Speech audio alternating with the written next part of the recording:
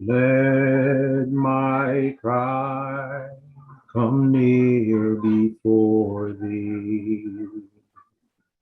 Teach me of thy word. May my supplication find thee. Teach me of thy word. Let my lips utter thy praise. For thy law is here before me. Keep thy hand ready to help me. I've chosen thy word. I long for thy salvation. My delight is in thy word. Let my soul live, and it shall praise thee. Let thine ordinances save me. I've gone astray. Oh, Yah, please find me and teach me of thy word.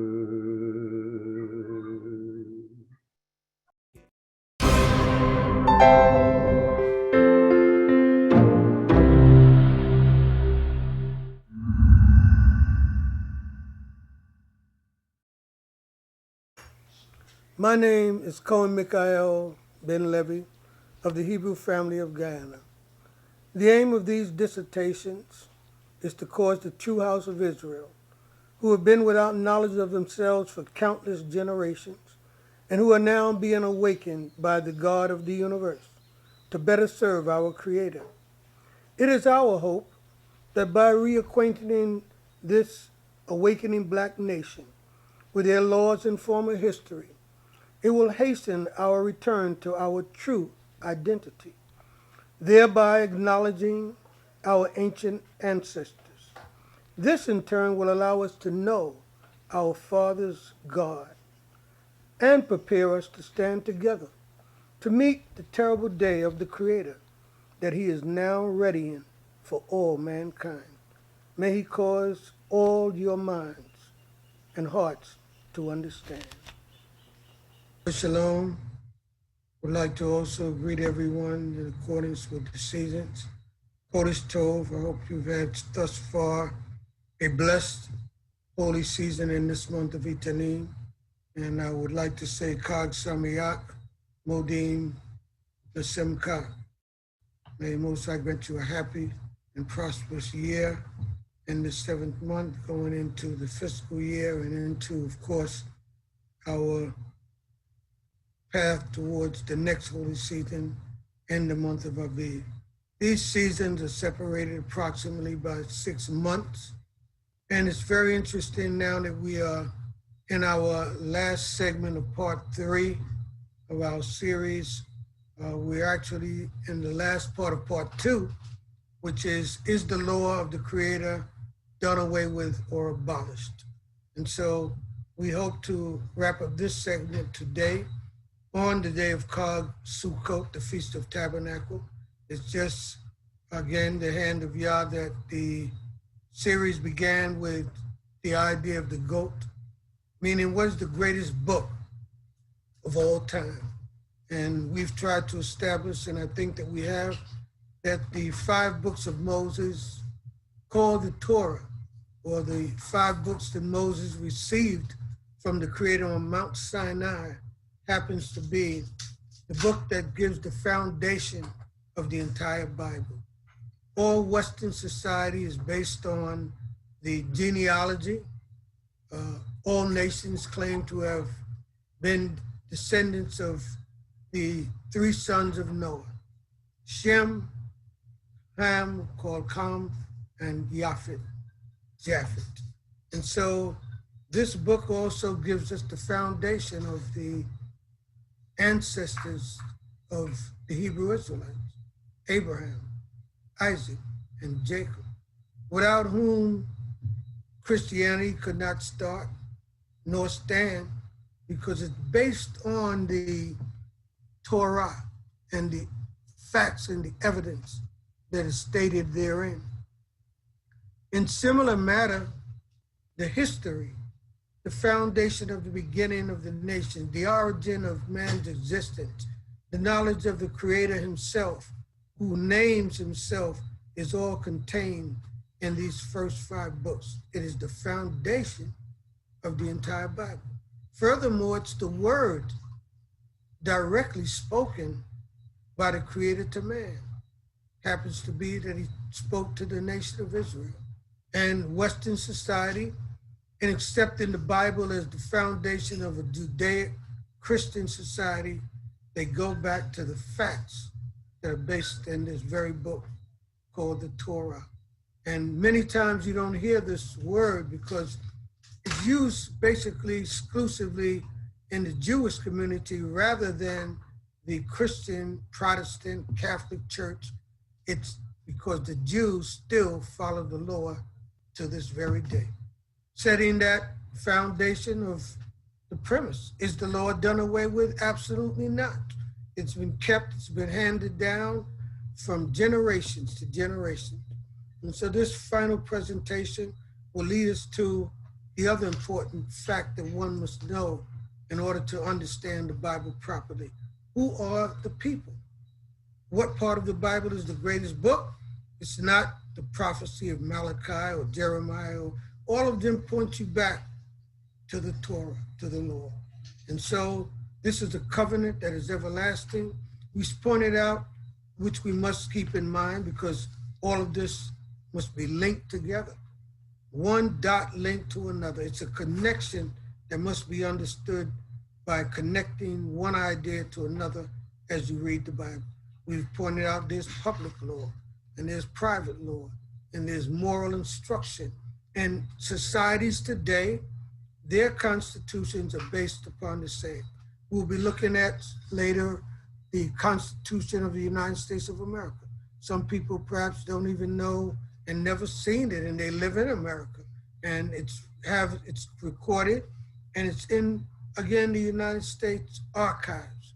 You can go there and see the original copy of the United States Constitution. It's not done away with. And so their Constitution has links that go to the Torah. The ideas originated in the ideas and the thoughts of the Creator. He is the highest, most intelligent, supreme intelligent of the universe.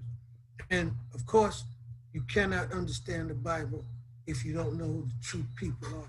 And so we'll be covering that in the segment following this. At this time, I want you to think about the idea of the laws. We're going to go into some precepts following the presentation that will substantiate that's in your Bible, that the law is not done away with. In fact, many of the seasons, such as Yom Teruah, is in the Bible. They announced all in the news media that the Jews will be keeping the holy day of Yom Kippur, and so the day of fasting. Why is it done away if it's all over the media? No one says, well, Yom Kippur still exists, but everything else is done away with, because Passover, you would have to say the same thing a few months from now when Aviv comes in. They'll be announcing that it's a Jewish New Year here. We know all of these Israelites were well all around the world, and we hope that the media will be honest and be truthful and stop being biased in the reporting of the news as though the Jews are the only ones that keep this, when the original people who are the true people of the Bible are being suppressed, neglected, and not allowed to have their truth heard by the world. And so mainstream media is not doing this. And so we're thankful that we have a media such as YouTube and Zoom and what have you, to let the truth be known. Nothing will stop the truth from rising. Let's look at the tape, then I'll go into some precepts that will prove, again, that the law is not done away with by and according to the Bible, the Holy Scriptures, not the New Testament. That must be understood as well.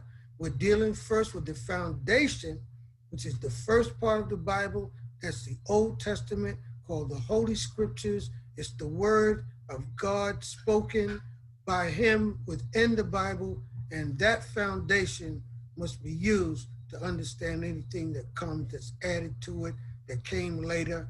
You must understand the original word of the Creator who made heaven and earth. Let's listen to the tape, and we'll come back with evidence in the scriptures to substantiate, verify, and again prove that what we're saying is so. Toda. Now we see holy seasons.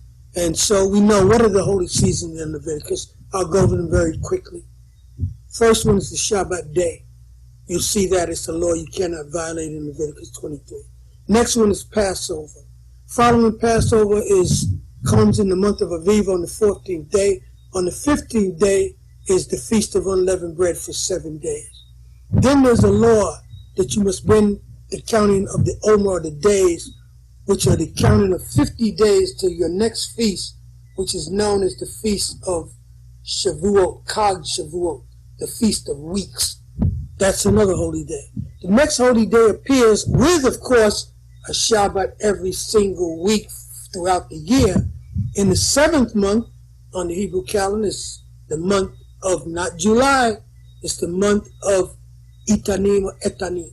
And in that particular month are all the holy days, the most holy days, we should say, than any other month on the Hebrew calendar.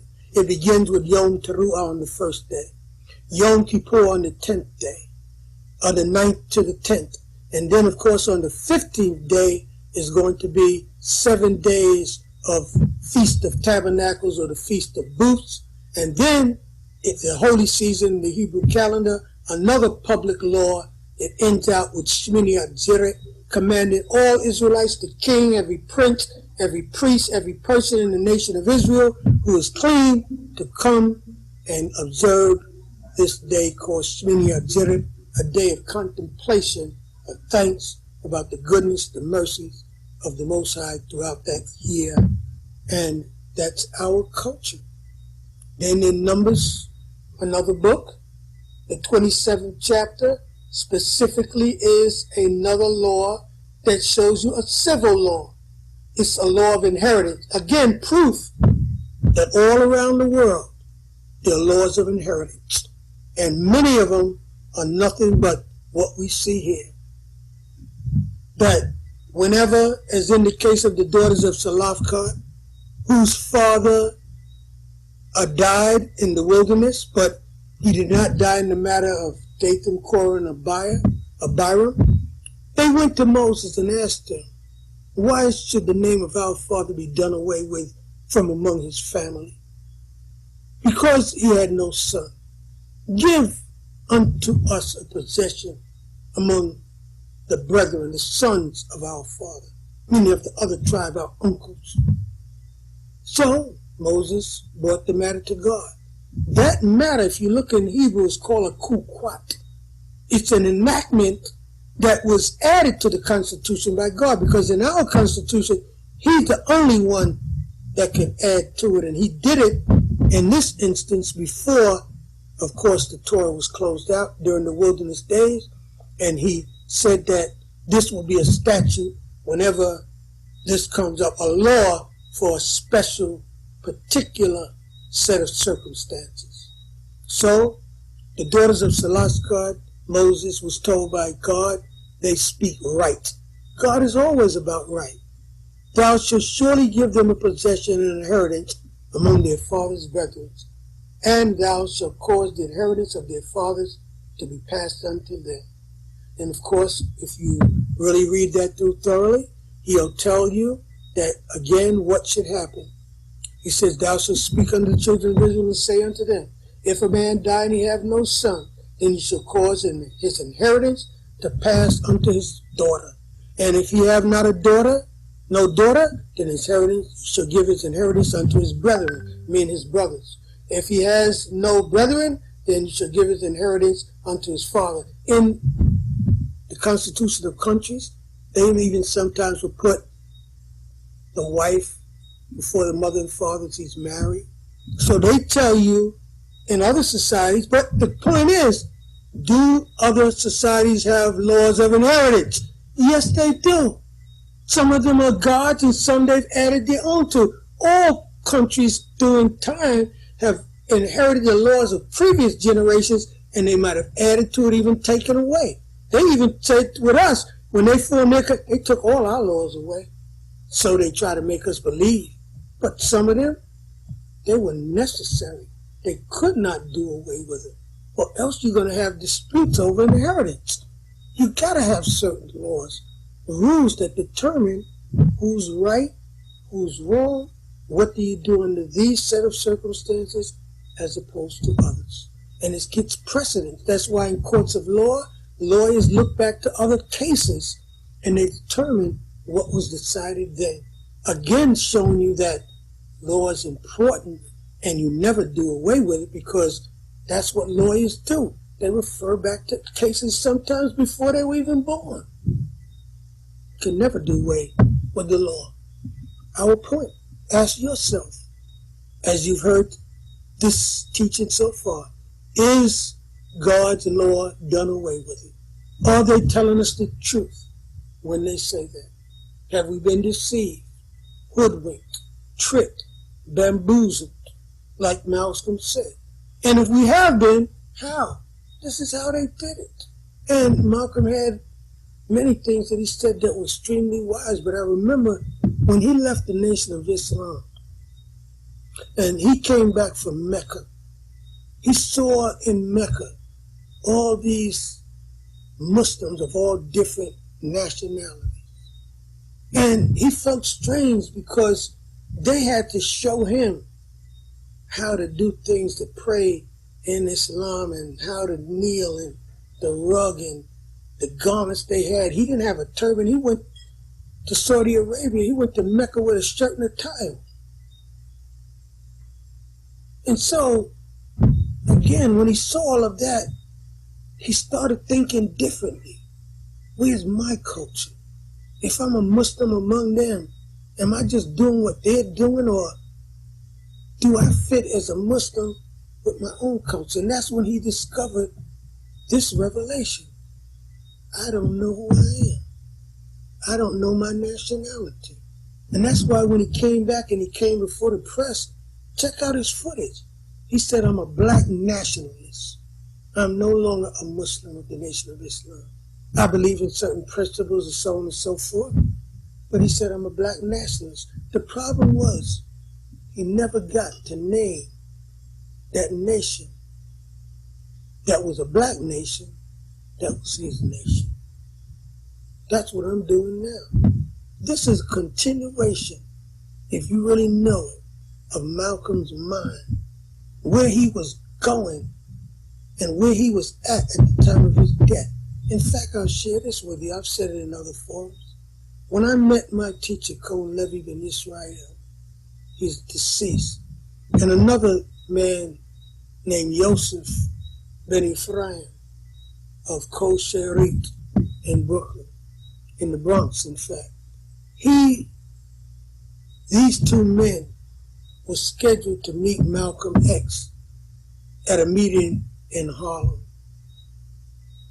And his captain, one of his captains, had arranged a meeting because he had spoken to Cohane Levi and Yosef and said, you know, Malcolm is exactly what you're saying is exactly what he's looking for. I'm going to arrange the meeting.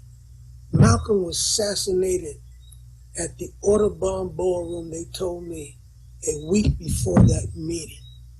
What would have happened had Malcolm met someone who could prove to him that he was a Hebrew Israelite and that the nation of Israel was his nationality and his ethnicity? I'm just telling you what my life experience has brought me to. I listened to him. He was, along with Martin Luther King and so many other wise people of that era of the Harlem Renaissance, the Enlightenment period, when truth was coming through the streets of America and awakening. And I was one of those youth that was awakening then. And I was still sleeping, but awakening. Now I'm fully awake. 50 some odd years later, I understand it completely. Who we are, what happened.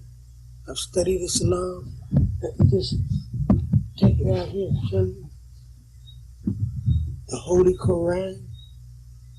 Because I have to look at it. I got the New Testament. Because you got to turn over every leaf. I respect knowledge.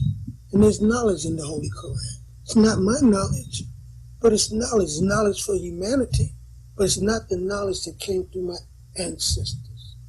They say God bless the child that has his own. I have my own, but I respect all the others. I love Chinese culture. Certain things I won't eat, but certain things I can if they are prepared according to God's law. I love the way they dress, the long garments of Easter. I love East Indian culture. I love many aspects of European. They're all cultures, Indian cultures. I remember when I was a Boy Scout, I was in a group known as the Order of the Arrow. And I also used to do Indian dances because that's what we had, powwows. And I enjoyed it, learning how to do the steps of how Indians did their dances.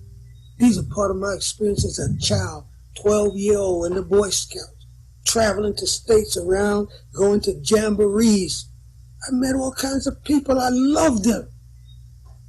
Chinese Boy Scouts. I don't care what kind of Boy Scouts. I remember once we went to camp and we were speaking Hebrew. And the Chinese boy came over to us and he said, "What's that language you all were speaking?" And Conrad Uven, who's no longer alive, we were speaking Hebrew. We said, "We're speaking our language, Ivrit." And he said, "Man, I tell you, you just made me want to go now and learn my Chinese language." And he said, "I've been an American. I speak like an American. I dress like an American. I'm in the Boy Scouts." He said, "I don't even know my own Chinese language." And he said, "You all have really opened up my eyes that I have to go back and seek my Chinese heritage." What I'm telling you is the truth. This happened with me. That's why it just came out so easily, because it fit timely into this section of the presentation, because it happened in my life. It helped me to understand that people of other races also have assimilated into other cultures. And many times they forgot their own, or learned someone else's culture and know about their culture more than they do their own. That Chinese boy knew. He might have been a Christian, but he knew he was Chinese. My people, that's your problem. You don't realize that having a religion that's not your religion does not change who you are. You are still a Hebrew Israelite, even if you're a Christian. You could change from Christian to Islam. You're just a Hebrew Israelite who practiced Christian and Islam. Your nationality cannot change. Malcolm also said that. He said you could put a cat in the oven, but that kitten that you put in the oven, he said, will not be a biscuit. It'll still be a kitten. Don't matter where you go. You can travel to another country. You born Chinese and you go to Russia, you are Chinese in Russia.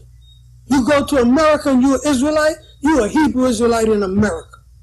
They called you a slave and a Negro. The only difference between you and the Chinese, he knows who he is and never forgot it.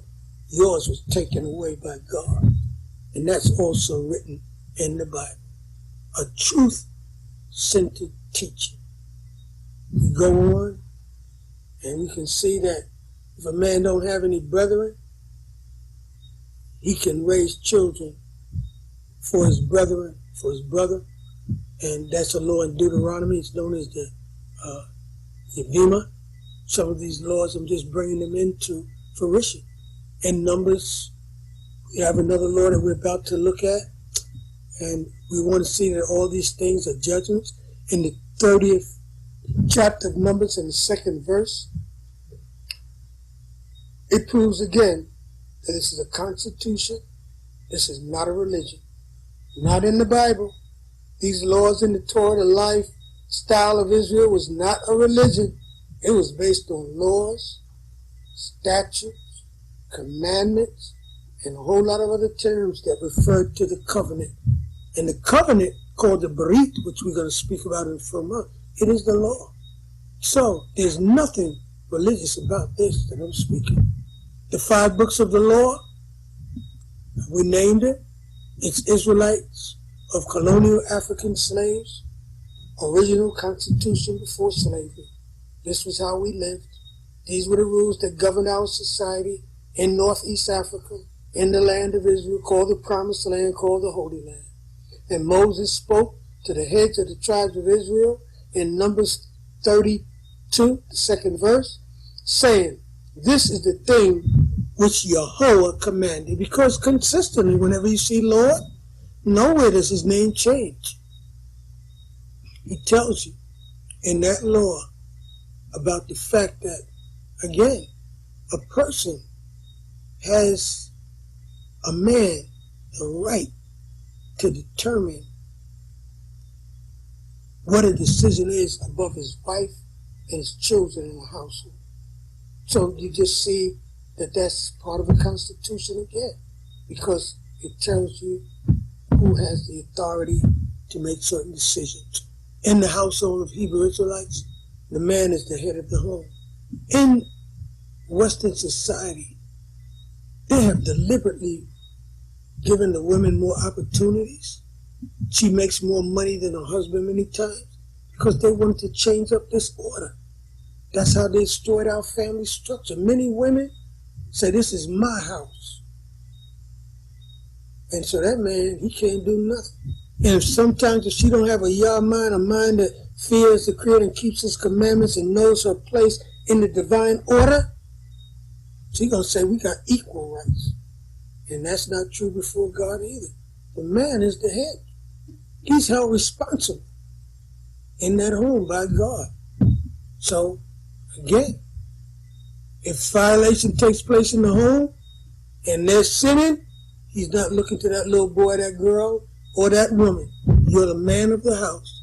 I made you the head, and you're not doing what I told you, because if you don't do the law and you don't uphold the law, how's anybody else? That's why the man was given dominion. He's even given the land as an inheritance so that by ownership and power and economic status, he's the one that controls the wealth. So that's why he can be the head. And it was established that way for that purpose, to have order, law and order. That's what Yah's all about. Can't have no prostitutes. Deuteronomy 23 tell you that. Thou shalt not deliver unto his master bondmen that escaped from his master unto thee. We couldn't deal, we had bondmen, we didn't call them slaves, but we had servants. You couldn't mistreat him. His tooth get knocked out, he goes free for his tooth's sake. You as the master, the owner, knocks out his eye, he gets free for his eye's sake. They chopped off our feet to make sure you couldn't run away. Different laws. Jim Crow laws. White people drink at that faucet, black people drink at that one. You eat at that counter, you can't as black go there, you go over there in the back and eat. Use the bathroom in the back. They were called Jim Crow laws. They're done away with. God's law is not. And done away with maybe on paper. But the reason why black lives don't matter is because some people still harbor the same feeling and thoughts of Jim Crow laws in their mind. We gotta change minds, hearts, the law of God. If all of us embrace it and don't say they've been done away, but acknowledge and confess, these are the principles that will guide us to healing. as a humanity. That's why I'm doing this. We're going to eliminate prostitution because no man is going to pay for it. That means we're going to add dignity to a lot of women's lives because we won't go as Israelite men and men on the earth and deal with that type of woman. Every woman's going to be a wife and a mother. She's not going to be someone that is led into all types of perversion and hideous acts, sexual acts. That's what God wants. No more harlotry. There shall be no harlots of the daughters of Israel. Show me a constitution among men that have that says no prostitution here. There shall be no sodomites of the sons of Israel. No man can lay with another man. Tell me if we don't need that one in the Constitution. Remember, it's not my opinion. I'm not here talking about my opinion. I'm reserving that.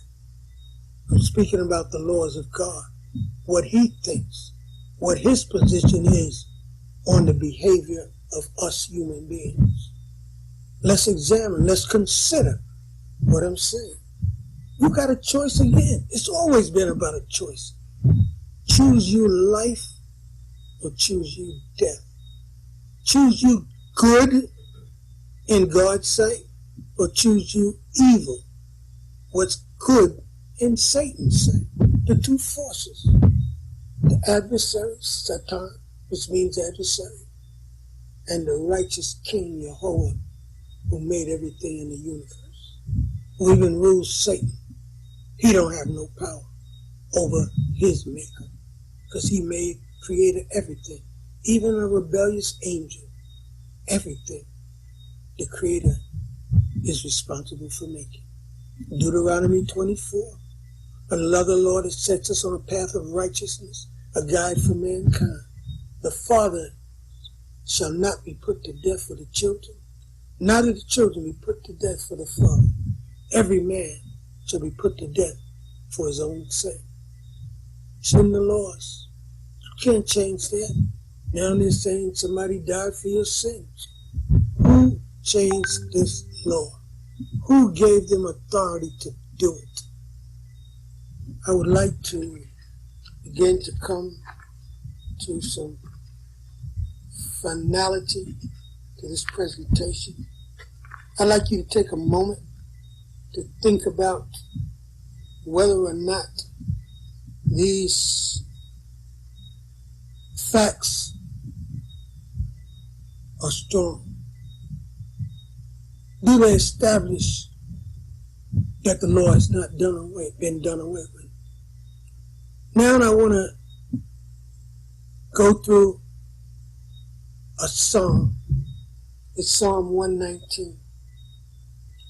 In this particular psalm, there are particular verses that I'm going to point to, which will do the following. It will show that in the Torah, the Old Testament in particular, the following terms always refer to the Torah. And in Psalm 119, which is the longest psalm of all the psalms in the Bible, the shortest psalm is Psalm 117. But Psalm 119 is the longest psalm in the entire book of Psalms in the Bible. There's more verses than any other book. And I want to take you to some verses that will prove my point in closing. And that is that these particular terms all refer back to the law. And I'm going to name these terms, and then we're going to look in Psalm 119 and see that these terms are actually there. One of the terms that always refers to the Torah, and it is synonymous with the idea of the laws of God, is the instructions or teachings.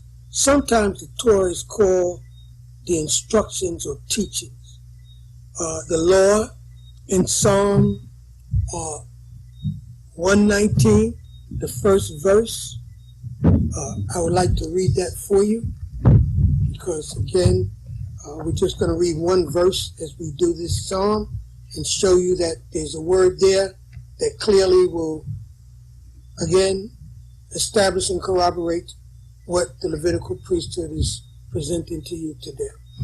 And so in Psalm 119, the first verse, it says, "Happy are they that are upright in the way, who walk in the law of Yahweh," the Lord, consistent with Yah being the same one throughout the entire Bible. Naturally, in the Psalms, you're never going to find the name of another God. And just go through the Psalms. It's only one God is speaking about, the same one that made heaven and earth. And his name is Jehovah. You can't change it. In verse number 2, there's the word testimony. Whenever you see the word testimony in the Bible, it's talking about the law, because it's just, again, another way of saying, here's some proof somebody else saying that the law is the law. Here's a testimony that's in verse 2 by this psalmist who wrote Psalm 119. "Happy are they that keep his testimonies and seek him with the whole heart." Sincerity in seeking these laws is what it's all about. Let's take another one. Verse number 4 in Psalm 119. "And thou hast ordained thy precepts, that we should observe them diligently." Ordained precepts. That's another term referring to the law. When he say you ordained precepts, this psalm is telling you, he's talking about the same one in the first one. All these terms are synonymous with Torah and what we're talking about. Let's take another term. Verse 41 in Psalm 119. We got to go to verse 41 and 40 through 43. What does it say? Verse 41. This psalm is a psalm that has all the letters of the alphabet, in the Hebrew alphabet. It starts with Aleph and it ends with Tau. I'm reading from Wow, a letter in the Hebrew alphabet. It says, this is the 6th letter. "And let thy mercies also come unto Jehovah, even thy salvation according to thy word." According to what? According to your law. A reference to that. "That I may have an answer for him that taunted me. I trust, for I trust in thy word." I trust in your Torah. "And take not the word of truth utterly out of my mouth." Truth now is being connected what with the Torah. That's why it's the greatest book of all time. It contains the foundation of truth that nobody can abandon. The genealogy, where man came from, Adam and Eve, how Abraham was born, how all the tribes came into it. Can't get around this word. That word is not just law. In the war, law is history. That's part of the Torah. God had to tell you how he got, how everything happened. He don't tell you about him. He tell you about how creation started.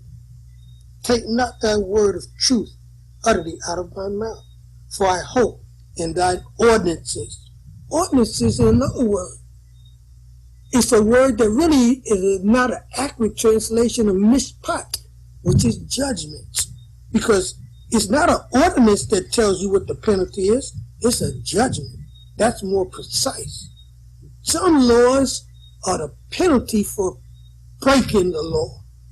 That's why it's called a mishpat. They call it an ordinance. It's a judgment. Another word, a statute, like the one that was enacted for the daughters of Lafkad. That is a statute, special situation case. It's called a kukwat. Milah, mileka, your words.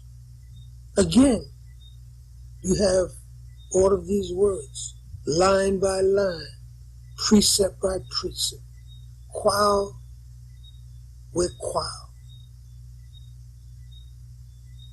line by line, instructions, same Torah, the teachings, because Torah are teachings.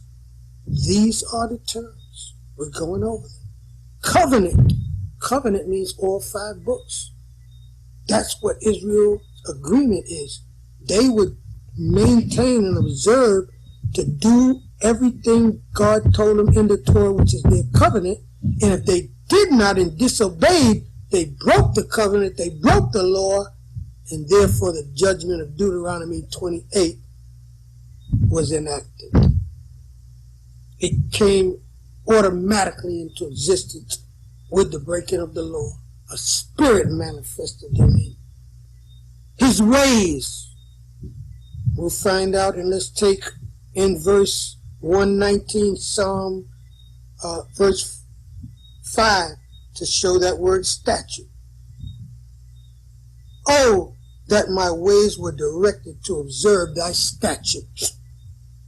Just laying out our point, making our point, establishing it, proving it. Facts, these are the terms throughout the Bible, and it's never been done away with it. Let's take this one here. A path and way in Psalm, the 3rd verse of Psalm 119. Yea, they do no unrighteousness. They walk in thy ways. It's called the halakha, the path of the Most High. And of course, righteous judgments. Let's get that one, because we said mishpat, judgments. Verse number 7 in Psalm 119. I will give thanks unto thee with the uprightness of heart, when I learn thy righteous ordinances. I will observe thy statutes. O forsake me not utterly. The Creator has clearly said to us that in this writing, the Torah, that is consistent throughout. That's why he said don't add to it. When you read the New Testament, whether you deny it or not, acknowledge it or not, our belief doesn't change the truth. The truth verifies itself. Our approval adds nothing to it. Mine, yours, nor does anyone else's. So that we must understand that the law and what we've put before you is the truth. It's eternal law.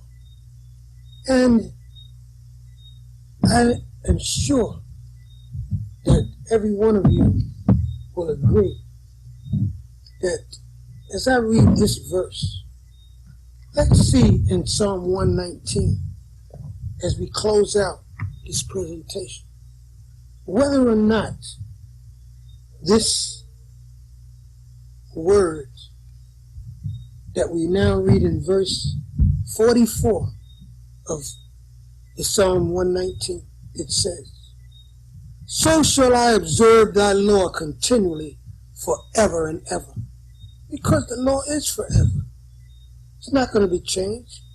He goes down further and it says, in verse 45, and I will walk at ease, for I have sought thy precepts. I will also speak of thy testimony before kings, and will not be ashamed. And I will delight myself in thy commandments, which I have loved. I will lift up my hands also unto thy commandments, which I have loved, and I will meditate in thy statutes. This law is forever. It is again what you must realize, that it will never be done away. These are eternal precepts, eternal rules given to us by the Creator, because humanity is going to be on the earth.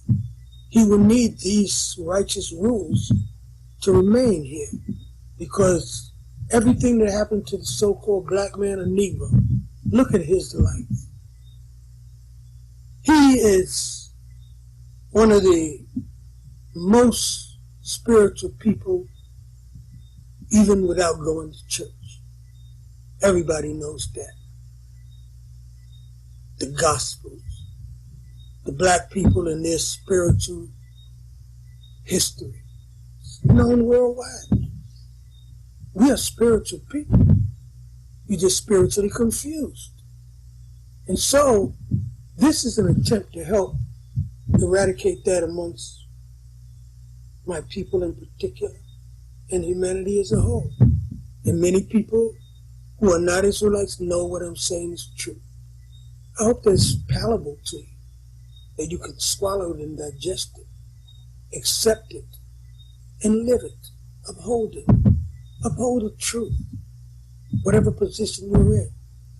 come to the truth if you're not an Israelite. The Creator's house is a house of prayer for all people. We, the Hebrew Israelites, and the Levitical priesthood, we welcome all mankind to come into the house of prayer of Yah, to learn of His ways, of His laws, His statutes, His commandments. Torah Rabbah, Torah Rabbah, thank you very much. May the Holy One of Israel, as He's also called, may He bless all of you, all mankind, and bless His people. They need Him at this time in particular. We all must realize that the importance of the knowledge of the Creator and understanding the Bible is crucial. We must realize that the knowledge of the true name of the Creator in the original tongue has been changed into translations, and it is crucial to call on a person and make the proper identification. If you properly identify God, He Himself said that He is jealous. He does not accept His praise, His glory being given to another. He does not allow any part of the creation, be it man or any other form, whether it's in the heaven, in the earth, or the waters beneath this earth, to be a replica, a resemblance of Him. He is a spiritual being. He is not a man. The scriptures verify it in numerous places. It is man and human beings that have tried to change this idea. The Lord had a cessation because the children of Israel went into exile. It would stop, it ceased only because we lost our sovereignty. The law itself was never done away with.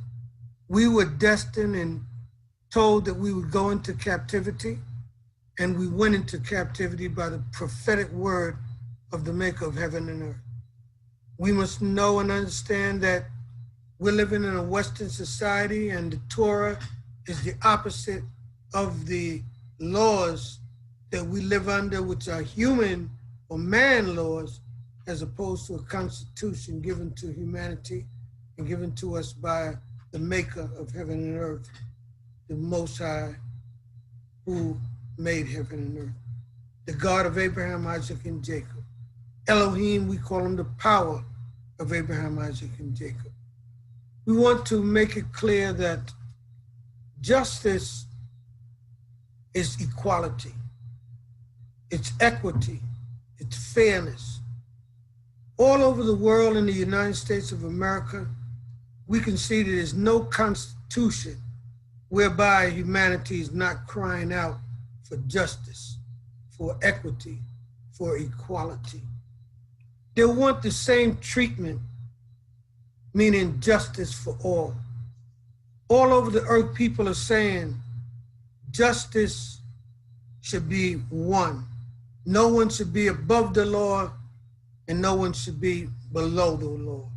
In the United States of America, Black lives don't matter because Europeans are above the law, and the authorities place systemically Blacks below the law. And that's the problem. Everybody knows there's a double standard. One for the European in America and another one for the people of color. Whether you're Hispanic, whether you're American Indian, or whether you're a Hebrew Israelite called a Negro, a Black person. They know there's a double standard. Two set of rules, two set of values and principles that apply, two set of standards that apply to the people of the country. And so in the law of the Torah and God's law, that cannot happen. He tells you that the homeborn and the stranger are to be treated alike. There's no xenophobia in the Torah. It denounces xenophobia. A foreigner must be given the same rights in the land of Israel as the homeborn once he complies to the government rules, which is the Constitution, which is the laws of the land. You can have no other gods. That's a law of the land in the land of Israel and under our ancient culture and understanding. You had to rest on the Shabbat day. You could not work because the entire society closed down during this very important national day that was under the public law. The government controlled these high ideals because we're talking about ideals. And so one of the thoughts about law and why you can never do away with it is because even if there is nothing but two people in a house, they will never exist in there unless they have rules. A corporation needs rules. States need rules. Organization needs rules because that's how people are able to have order. It's called law and order. Without law, there is no order. And so that's why law can never be done away with. Not only can the Creator's law never be done away with, law is the ideal set of rules, jurisprudence, that sets the right and the wrong according to what is just and fair for all human beings in a society. You can never do away with it. Law is a constitution. The Constitution, as it will be shown to you, it's the way to set up and establish order. The Creator had to set up and put a composition of rules in the 5 books known as Genesis, Exodus, Leviticus, Numbers, and Deuteronomy. Bereshit, which was changed to Genesis. Shemot, which was changed to Exodus from the original language. Wayikra, changed to Leviticus. We didn't call it like Wayikra. The Gentiles changed it up. They called numbers, but it was called Bamidbar, meaning it was a historical experience when the children of Israel were in the wilderness. Devarim, a repeat, a reminder of Moses before his death of those things that he had taught those 40 years, not no religious time. That was a historical period, an era, an epoch of time on this earth. It's truth. It had nothing to do with religion. We must realize that there are words like civil laws, civility. You have to learn to be polite as a human being to another human being. That's why you need law, because people must have courtesy. They must respect other people's and have consideration of other people's properties, of other people's rights. It's called inalienable rights. That means that when you're speaking about inalienable rights, you're speaking about rights that you were born with. They're given to you by the Creator and Maker of heaven and earth.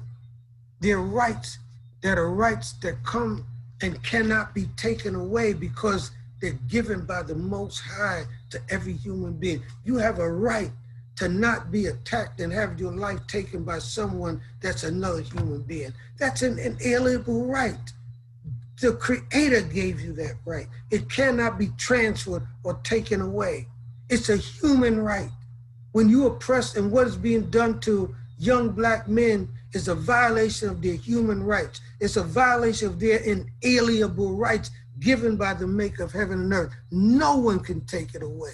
Those are laws, rules, standards that no human being can take away. In fact, he that sheds man's blood, by man shall his blood be shed. That's why in every country, and you would not want to go to a country where you could be murdered and nothing would be done. You know you don't want to go there. Where someone could steal your property, they know they have it, they can see them with your property and nothing's done. You have inalienable rights. And everybody knows that these are rights that every society knows you can never take them away. because they don't want their things. It's the same as the Creator said, do unto others as you would have them do unto you. Those are inalienable rights. And that's why the law can never be done away with. We're living on law right now. Let's look at some of them briefly. If you go to the 23rd chapter of Leviticus, you will find in the first 3 verses that there's a day called the Shabbat day, and that this is an eternal day. It's called a Sabbath among Jews. The Jews have been keeping the Sabbath day. They're keeping it right now on a holy day called, again, Chag Sukkot, the Feast of Tabernacles. A few days ago, they were keeping Yom Teruah, Yom Kippur. If the law is done away, why have the Jews been keeping these holy days for hundreds of years? And Hebrew Israelites in Ethiopia, called the Beta Yisrael, the Falasha in the Gondar district, they've been keeping it. Why are people saying it's done away with? They've kept the Shabbat day for hundreds of years, still do to this day. All over the world, people keep the 7th day. You believe because you're a Christian, everybody keeps it on Sunday. Everyone in the world does not keep Sunday, and everybody in the world is not a Christian, and everybody in the world does not endorse Christianity, nor its beliefs. That's a fact. You can't get around it. And in Christianity, they passing that tithe plate around. Some places in tithe, you can't even pay your tithe with your own estimation. You have to bring in your W-2 form. They got to go through with the church, make sure that you're telling them the truth about 10%, and they take it out of your check, or you got to go in and put your credit card in there and pay it. Some of them have an armored truck to pick up the money for the tithe. Why are they collecting if tithe is done away with? They know they're playing the game with your mind. Say, Reverend, I don't have to pay tithe because it's done away with. Why are you taking my 10%? They're going to take that 10% because they're playing with your mind. They tell you one thing is good because it's convenient to take the money, but when they know that you're going to serve another God and leave the church, no, that ain't convenient. So they pick the laws that they want to observe and that they want to say exist. I'll tell you another one. If you go to the 23rd chapter and start at the 4th verse to the 8th verse, you will see unleavened bread. You see Passover. The Jews are eating unleavened bread every year, have been since I was a child in New York City, have more Jews than in Israel. And they always kept Passover, and so have the Hebrew Israelites. Sometimes they were called Black Jews or in Judaism. Africans in Judaism, they've been keeping Passover also for decades, all over the world.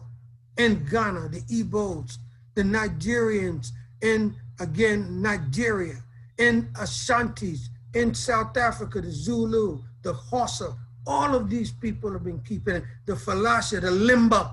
Why they talk about the Limba in Zimbabwe if they have not been keeping New Moon and watching the holy days and keeping them all the Sabbath day? Then why can people say the law's done away with when all these facts that I'm making can be verified and show that these laws and people have been doing it for hundreds of years, and still they bamboozled you into believing that these laws of the Creator have been done away with when they've announced just a couple of days ago the Jewish people will be keeping their Yom Kippur. It's not even their Yom Kippur. It's the Hebrew Israelites, Black people's day of fasting, atoning for their sins. In fact, I'll ask you this question. Who need to repent for sin more? The Black people called Negroes or the Jewish people? You know it's us. We're in the jails. We're the criminals. We're the violators called the sinners, because when you break man's law, it's a crime. When you sin, it's against the Creator, and that is a higher law than the lesser law called a crime or man's law. Is the Creator's law lower than man's law? Think about that. Better realize what we're doing here is bringing you the truth. This is the truth, and the only truth that will save this planet, because it makes everyone agree on one principle. That is, the maker of heaven and earth is God alone.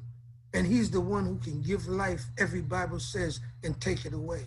The Creator called Yah is the one who breathed the breath of life into our bodies and we became a living soul. Whether he did it directly with Adam and it happened to go into Eve because she was taken from him, or baby that's taken from a mother and he breathed it in the womb, it's still the creator.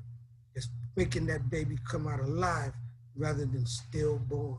We must get wisdom, we must get knowledge, but above all, in all of our getting, we must get this particular understanding, or you will be led astray, you are lost, and you are confused.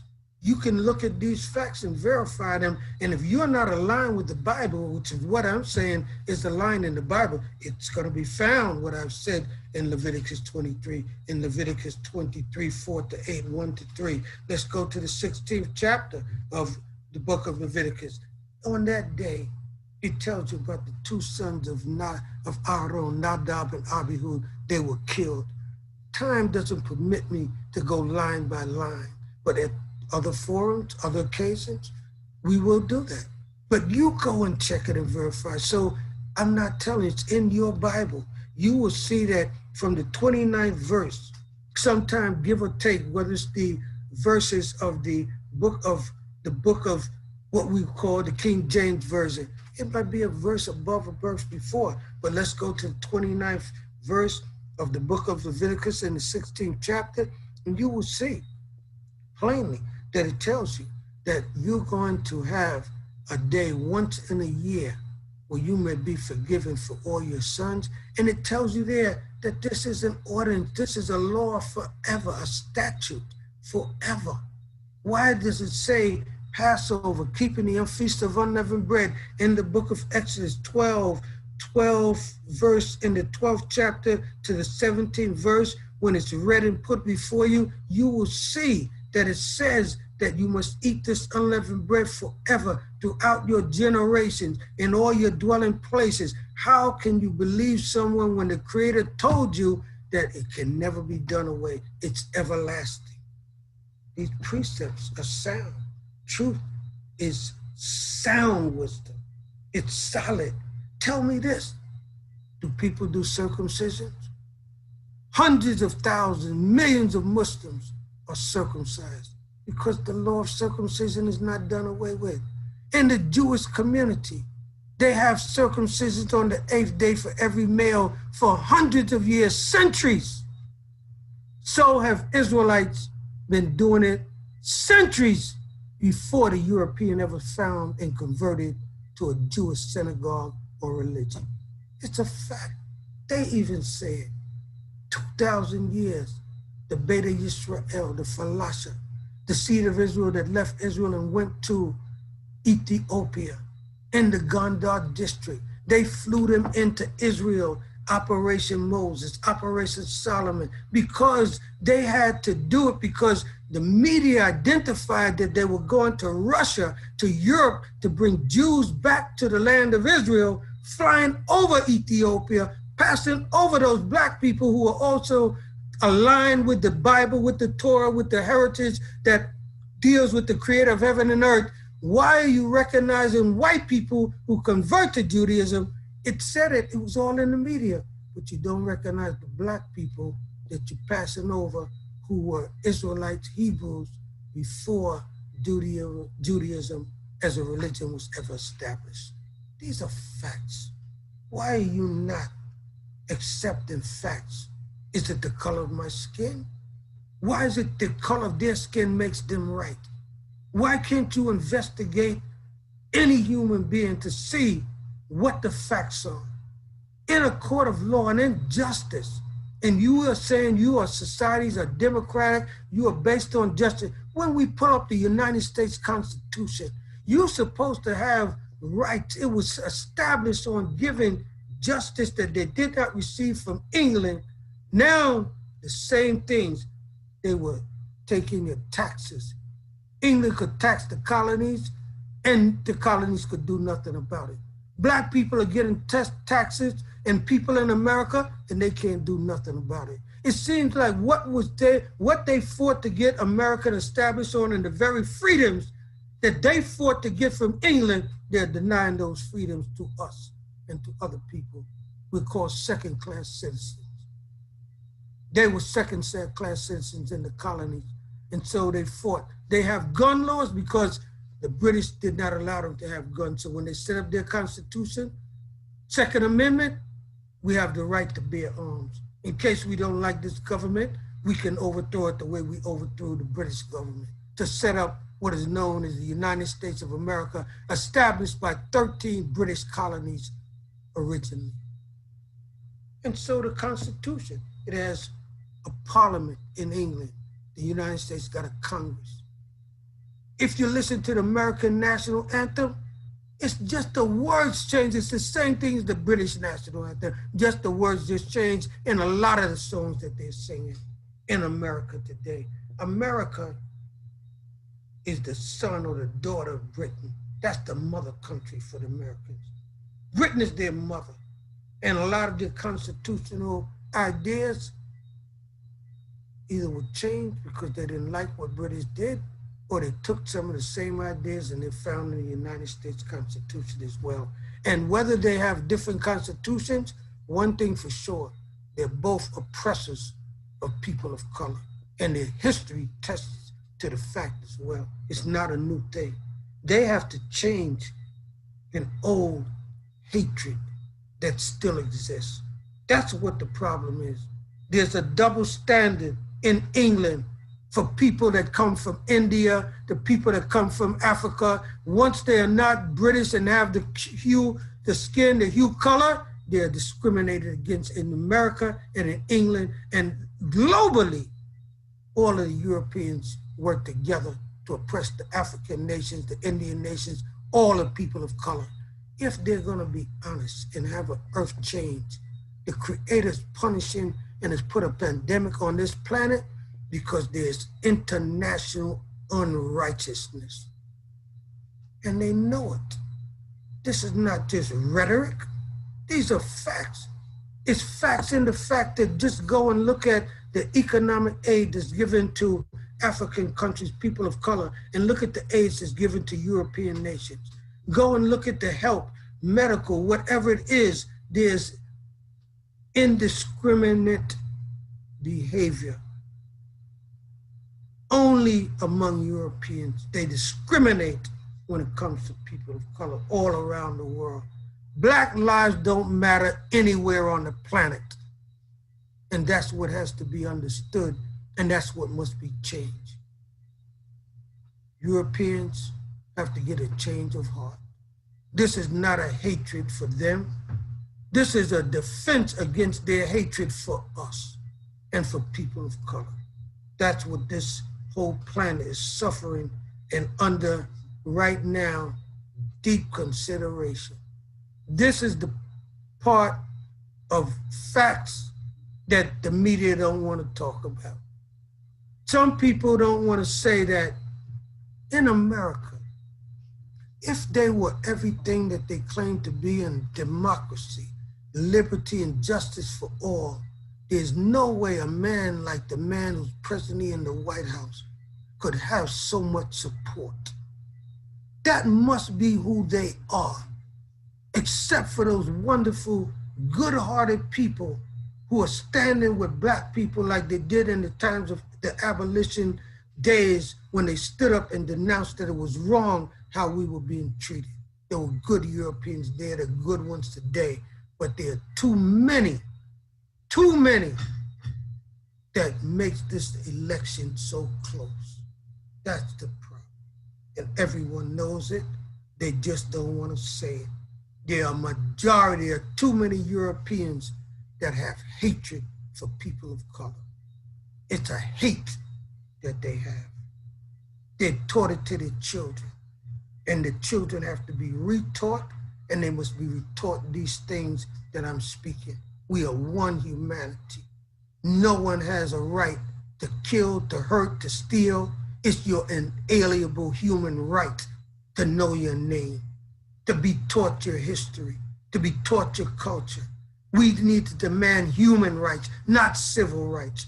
This is not just a private right. It is a civil right, but it's more a human right. It's an inalienable right given by the Creator, and nobody can take it away or transfer our heritage to some Europeans because they claim claim they have usurped our heritage. It's a usurpation. They're not the people, and the world knows it, and they continue to support a conspiracy that now is being revealed. And even with this truth, they're still trying. I listened to that election debate the other day. I think a 2-year-old, a 3-year-old, a student in the 3rd grade could tell you who won that election. And you got some people stood up and tried to deny the fact that it was one-sided when it came to disrespect. If Biden had not said anything, they would have said he was soft. He should have said something and responded to Trump. He just stood there and never opened his mouth. When he opened up his mouth, he had to. It wasn't that he was the one provoking and dealing with the moderator like he was a bully. It was one-sided and everyone knows it. But you had these people who did just as racist as the man who spoke and sits in the White House, and they tried to sugarcoat it as though like it was even, like Trump said, we had good people on both sides. No, you had a bad person on one side and a man was trying to be good, and to be less than a man, to not be less than a man, had to stand up and turn and say, it's not true, it's not true, it's not true. That was not an interruption. If he didn't say it was true, everybody said he never denied it. He just stood there and never said nothing. And you gotta be fair. And that's what's the problem with America. They're not fair. A lot of people are not fair. And that's what the problem is. And they're gonna be dealt with. See, you gotta understand, like, this plague, just like the one that targeted the firstborn, the plague got your name on it. If it's not the plague, some evil will take you off this planet if we don't change our ways. It goes for everybody. I want you to know that circumcision is being done. The Feast of Unleavened Bread called Kagmatzo is still being kept, has been kept for hundreds of years, for centuries, for millenniums, and it's not done away with. The Day of Atonement, just a few days ago we kept it, and now it's 5 days later, and the 15th day of the 7th month, here we are with the Feast of Tabernacle behind me, some symbols of it, and we can't be in our temples because many countries, the law says you cannot have those gatherings. Yet, the law is not done away with, because if you didn't have a temple, you still can keep Passover, and we kept the first one. We didn't have a temple, we were in Egypt. In the wilderness, we kept the holy days as well. So again, it's the people are the temple, not the building, not the walls. Again, we must understand that there are words that tell you, like in Micah, the 4th chapter, verses 1 to 2, it tells you that in the future, the Lord shall go forth from the land of Jerusalem. But in the end of days, it shall come to pass that the mountain of the Creator is Yah's house. One name, if you go in Hebrew, you'll see Yod, Hey, Waw, Hey, house has been established as the top of the mountains. Israel is going to rise. Shall tells you it's the future tense. It shall be exalted above the hills in righteousness, and people shall flow unto this truth.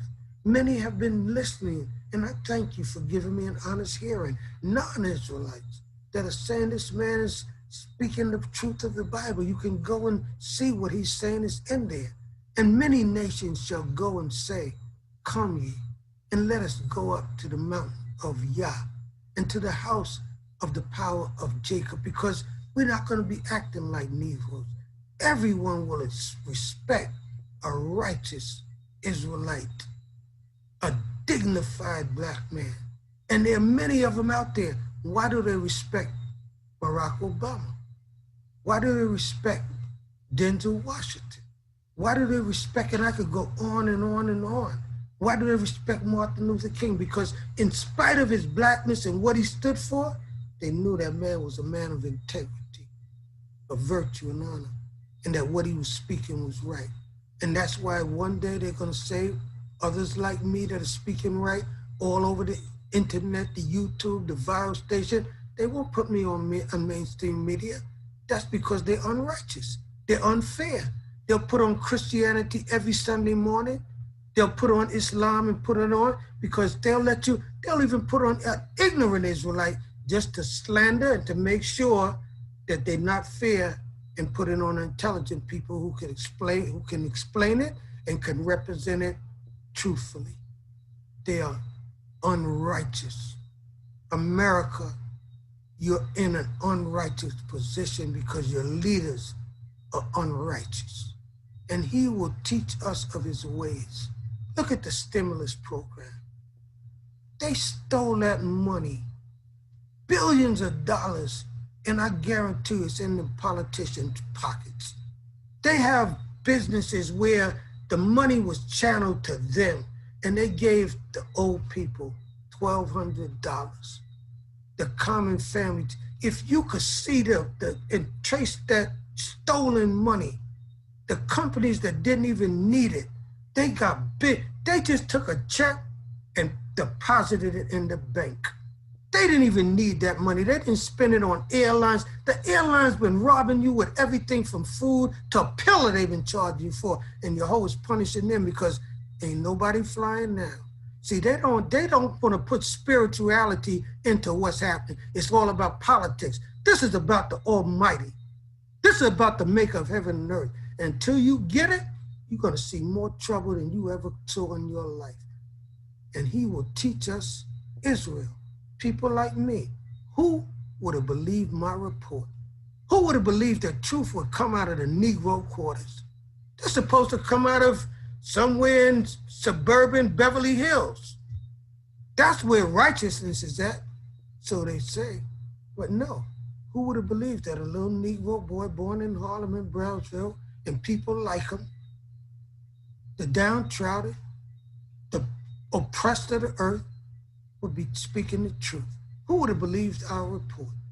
That they would wake up and know Hebrew one day and able to talk and speak Hebrew in public?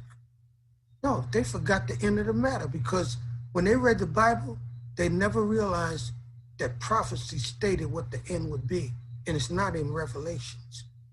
It's what's happening right now. The people that the Creator put to sleep, he said he would wake them up.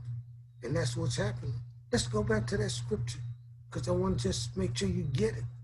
And you see it in its fullness, that scripture tells you again that the Lord in the future, it says, and we will walk in his paths, because some good Europeans are going to say that man is right. We're going back to the Lord's Creator. His house of prayer, I read it in Isaiah 56. That man is right there. Anybody could see it. The Creator said in every Bible, his house is a house of prayer for all peoples. The Creator said he's not a respecter of persons. If he was a God that respected colors, then why did he punish us, his own people? Because we got punished worse than anyone. We're still punished because we broke the law. Now you're breaking the law. You're being punished.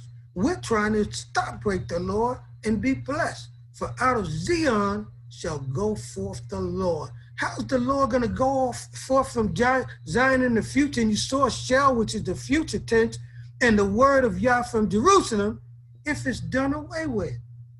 It's just going to be revived in the whole world. Everybody's going to know it. It's going to be established in the Israelite country and nation as they will become a sovereign people. And then you'll know that was never done away with. It was just put in cessation, stopped as a sovereign constitution for people that went into exile. Slavery is exile, exit, out. We were put out. The land vomited us out. And here we are in Trinidad, in Jamaica, in New York, all over the United States, in Canada, all around the world, because we are the people that fit the prophecy. You were scattered. And if you go to the book of the 16th chapter, the 34th verse of Leviticus 16 tells you that this will be a statute forever. That someone is going to put on the garments of Aaron, and he's going to do the atonement that's described in Leviticus 16, and that once in a year, forever, shall you atone for all your prayers. In that 34th verse, it tells you that. And I'll read it. It says, okay? It says, and this shall be an everlasting statute unto you, to make atonement for the children of Israel because of all their sins once in a year. And he did as Yah commanded Moses. He did as Adonai, Hashem. Don't be turned off by the name. All of those names. Some people don't want to say it. If you don't want to say it, don't be upset because I do. Because I have confidence. I've been saying it for over 50 years. And the Creator told me, when you bless the people with the Yevareka, you shall put my name upon them. How will we even know he had a name if nobody say it? A name is an identification. If you don't use it, if you have a street and that's the name of the street, and you don't use the street and you don't know the name of the street, and you tell somebody to go there and you don't identify what the street is, they're going to be lost. The same thing if you don't know the true name of God, you're lost. If you don't know who the two people are, you're lost. If you don't know the laws of God and you think they're done away with, you're lost. You're in confusion. If you don't know the name of the Creator and you don't know that his book and he is the greatest of everything, forever, eternally, you're lost. You're confused. He's the all-powerful, the all-seeing, the all-knowing, the all-hearing, forever, eternally. He's existing forever. And law runs the universe. The sun goes up, the water shall not transgress his commandment. That's why the ocean stops there. We can't live without law. The universe is inexistent because laws control it. Set down by the maker of heaven and earth. The planets go their course every year. The sun goes its course every day and night. Stars never come out in the day. That's why one comes out, he's called a morning star, because he's the disobedient one. He represents Satan. That's right.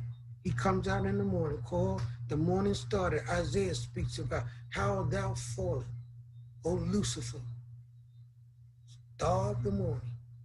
Because that's one star. It represents Lucifer, the adversary called Satan, that rebelled. Symbolically, that star that's out in the sun, when the sun is up, it's showing you that there's a rebellion of spirit, not only in heaven, there's an adversarial people in the earth. They're against the Creator. They're against his rules.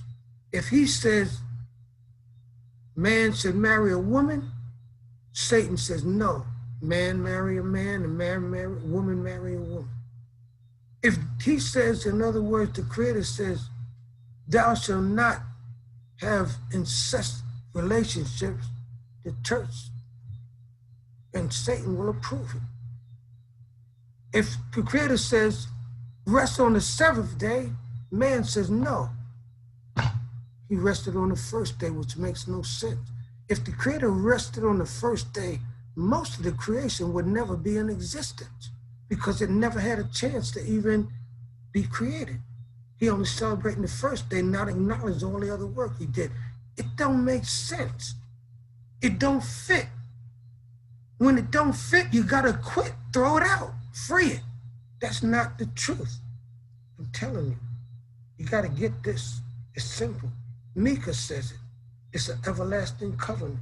Jeremiah 31:5, let's go there as we close out.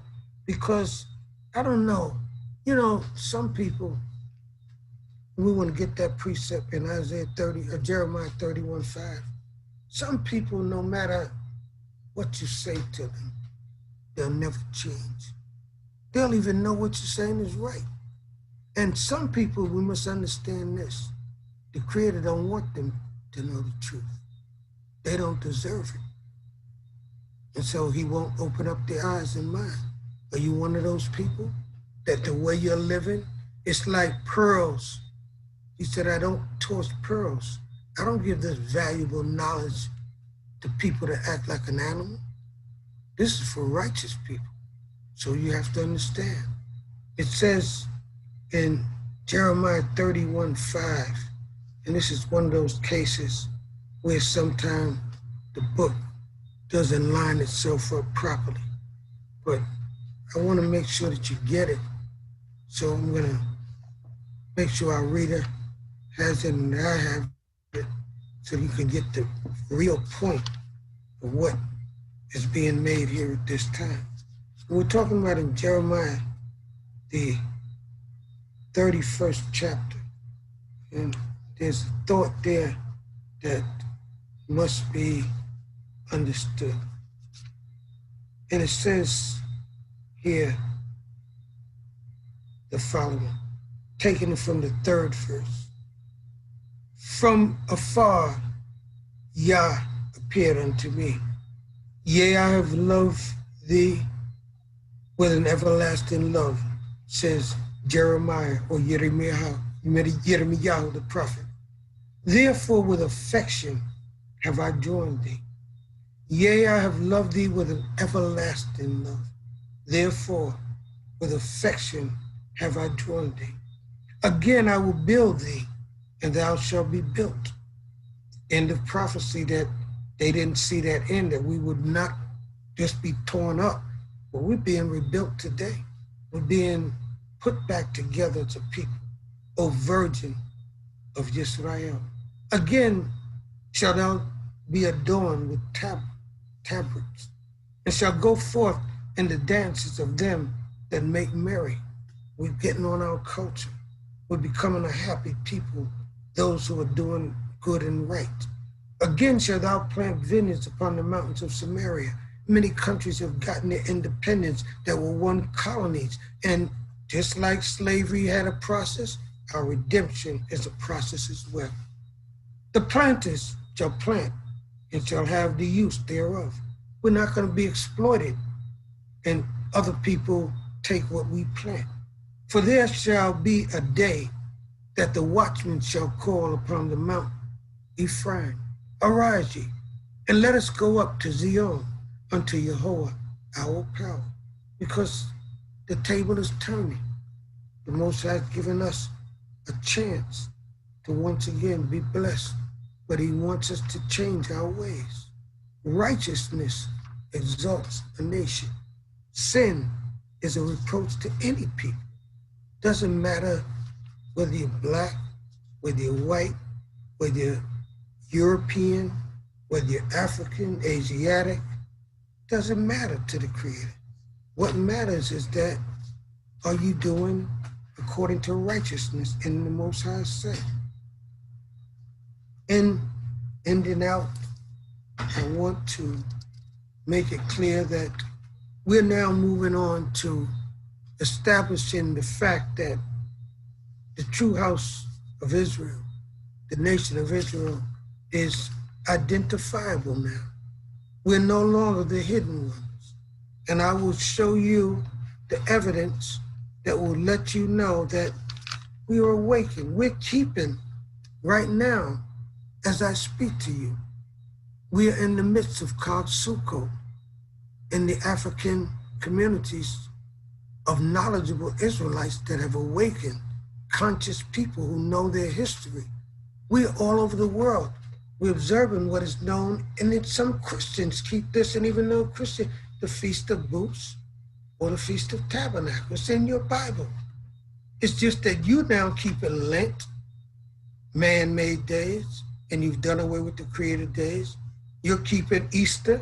Some of you getting ready to keep Christmas, but it's not listed in Leviticus, the 23rd chapter, which tells you these are the appointed seasons of the Almighty. There are no days. People are getting ready to keep a satanic day called Halloween, Hallow Eve. That's the devil. That's the worship of the devil. Hallow Eve. It has nothing to do with the Creator. And people are going to do that. They call it trick or treat. We've been tricked and treated terribly. I always considered the day you call first day of April, they call it, again, April Fool's Day. That's the season of Passover. We are the April Fools. They're laughing at us on the 1st of April. They're saying they still don't even know that Passover is their season. They're getting ready to keep Easter. They're a bunch of April Fools. You don't get it. I just can tell you whether you hear or whether you forbid. You don't have to believe me. Just know and understand that them white people are laughing right now, saying they're not going to believe them anyway. We've brainwashed them so strongly. We put this JC in them so strongly that they ain't going to give it up. They believe more in JC than we do. We getting our pie on earth. They want theirs in the sky.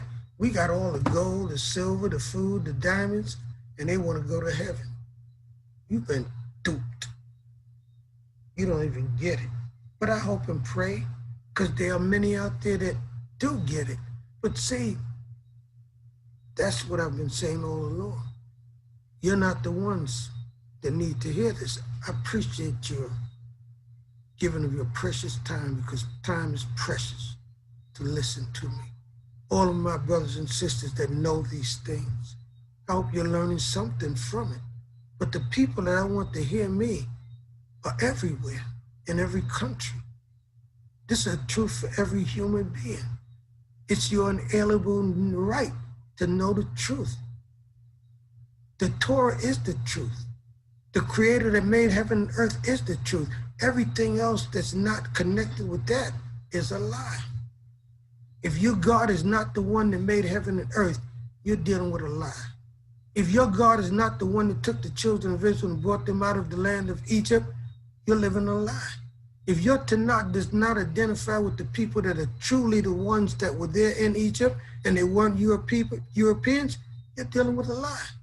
If you think that you can eat pork today and it's changed because the Lord's done away with, somebody's duped you. You've been bamboozled. You're living a lie. Pork will make you sick. It'll give you all kinds of high blood pressure. It will put the trachina germ in your body, and it'll eat your body up, and it'll kill you. That's why the Creator told you, if you eat wild meat, those wild meats eat all kind of wild things, and they have diseases, they have germs in them, bacteria. You're killing yourself.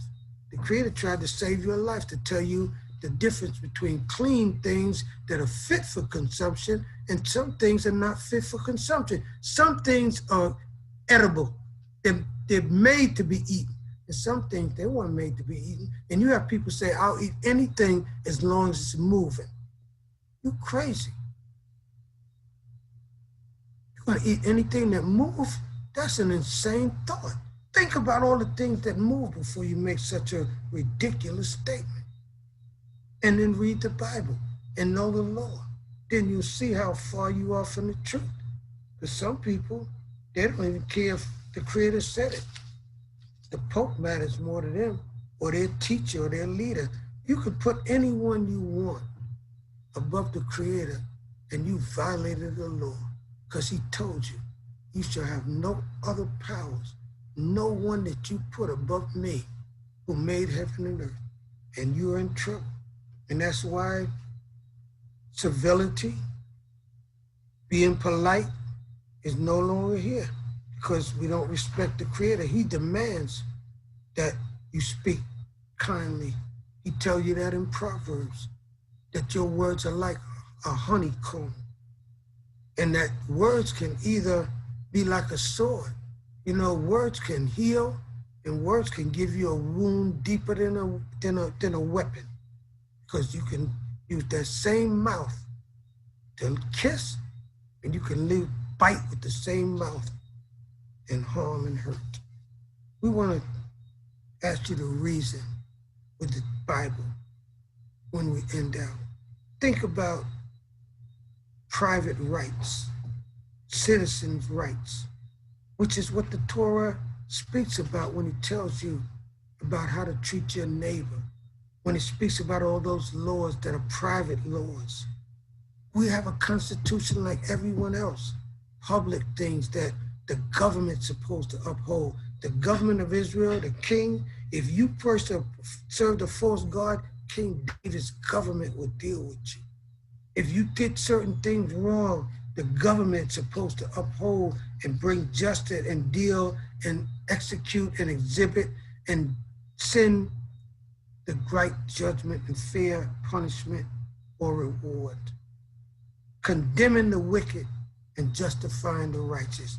Justice, justice, righteousness, righteousness shall thou execute throughout all thy gates. Law in the home, law in the community, law in the nation. That's what every society has to understand. The family has to have order and have law. They can't have it where in the house they're violating the Torah or even the rules that are just given by a parent. You got a curfew at a certain age. That's the parent's law. That's why he said, honor thy mother and thy father. You have to obey their laws. The law to keep the law of your parents is a law of the Creator. You can't hit them. You hit your mother or father, the penalty by God is death. Just look in your life, if you've lived any time, and see what happened to people that were disrespectful or treated their mother and father unrighteous. Look at people who did evil and see who's in jail. Go to visit the prison and see if the righteous people are in the jail. Just ask them what they did. They'll tell you when they're honest. Hey, I robbed a bank. I killed somebody. I'm a rapist. I raped someone. They're all laws that were broken that's in the Bible. And the society's punishing them because that's how the Creator's making you get punished, by breaking his law. Society, constitution, lands under constitutions punish you for breaking the same laws that's in the Torah. Because everybody is an instrument and you fulfill the Creator's words. You actually carry out and fulfill what he wants you to fulfill on this planet. And that's the way it is. You can't get around it. You reap what you sow. You can't get around it. Here's another point to just think about. Reason with the Bible. This is not me against you. It's you and I investigating the Bible, reasoning and examining the truth for ourselves, because so many people is true. They never read the Bible. They just were told what was in it by somebody in church or somewhere else. They never investigated like this. Did you know this here? Let's see what this line, Isaiah 24:5. The earth also is defiled under the inhabitants thereof. Meaning what? The earth is defiled by the people. We are the inhabitants thereof. Because why? They have transgressed the laws, violated the statute, and broken the everlasting covenant. The law is everlasting. In your Bible, it just told you, it's all over the Bible. I just chose the precepts that I want to use to make my point, but I can't go on. We don't have the time. That's not the purpose. This is not the forum for that. We're proving the Torah, the law, is the greatest book ever written. It was written by the greatest person in the universe, the Creator. He's the great. He's called, if you recall, because that's the thing, we got to learn how to remember stuff. He's called the King of Glory. Who then is the King of Glory? Yahweh, Hashem, Adonai, Yah, the Almighty, the Most High, the Maker of heaven and earth. He is the King of Glory. Simple. Don't deny it. He's going to tell you when a life will come into existence, and he's the one who will take the spirit, and from dust thou art, unto dust thou shalt return. Argue with that. Let me see the person say, I'm not going to return to the dust. And let's just let time be the judge, because you will. And your spirit will go back to Yah, who gave you. You can't get around these things. They're eternal. Isaiah again. It's all over the place. Let's take a few more before we close out, because we're going to close it out now. Let's see our time has again approached to end this particular topic on, is the law done away with? In the 57th chapter of Isaiah, and the 15th verse, I'll take it from the 14th, it says, and he will say, cast ye up, clear the way, take up the stumbling block out of the way of the people. For thus saith the high and the lofty one. Who do you think is the high and the lofty one? That inhabiteth eternity, whose name is holy. Yah's name, Yahweh, is holy.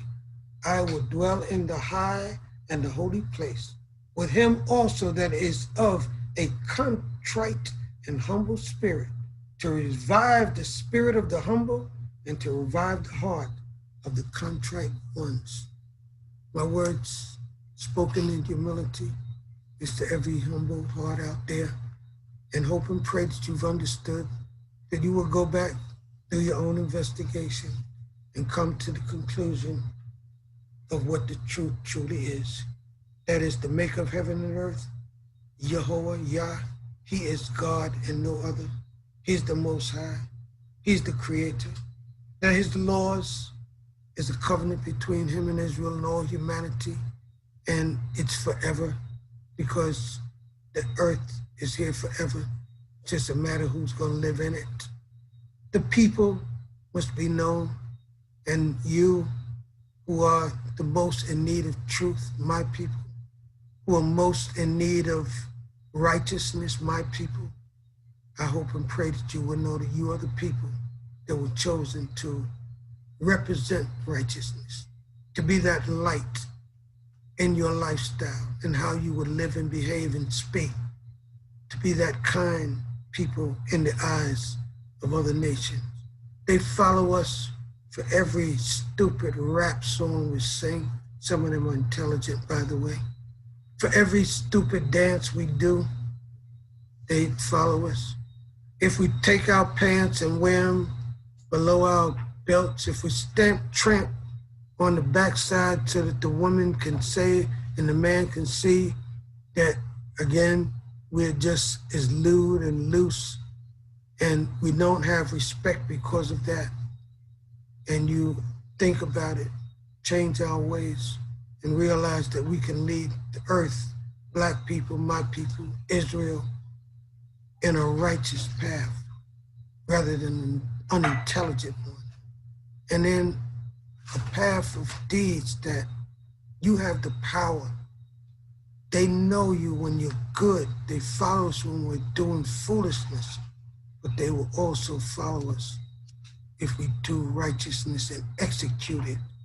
More importantly, one with another. Charity, righteousness begins at home. May all the earth and every people practice righteousness. Treat everybody the same, and you will see that's the real justice that'll be on this earth. It's the only way we'll get peace. May the Holy One of Israel bless you and keep you. Have a blessed holy season, all Israel. Chag, Tov Lakim, Yom, Sukkot, and throughout this season, may Yah bless you. Toda Rabah for your time and your attention, I pray.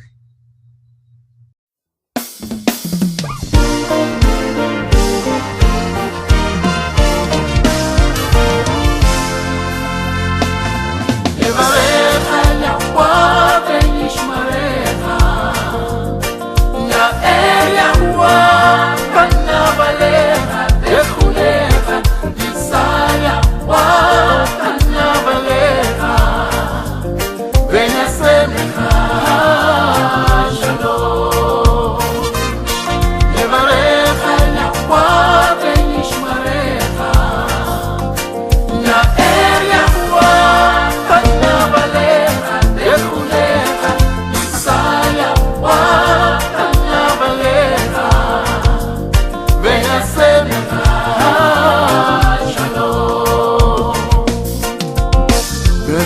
ושמי על בני ישראל ואני אברכם. And they should put my name upon the children of Israel, and I bless them. Sing